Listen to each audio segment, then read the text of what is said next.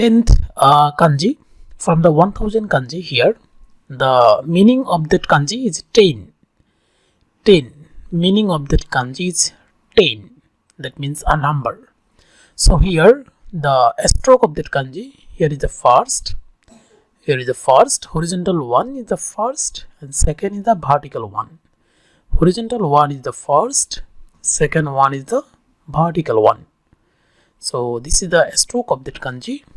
So sound like that, ju. Sound like that, ju.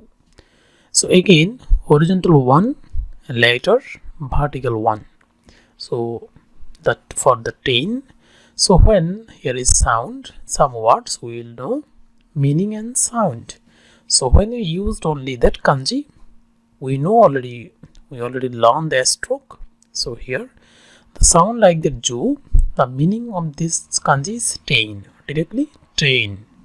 10, the meaning ju is the sound. So here ju q.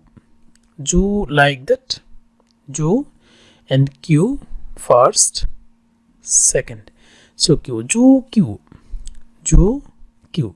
That means ju 10, q 9. So totally 19. So here is 19. Ju q,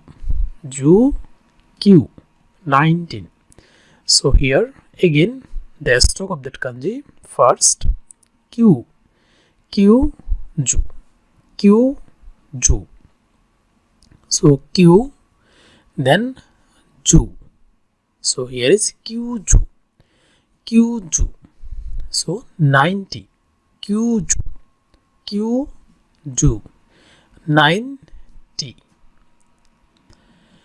So last one again, ju ni, ju ni gachu, ju ni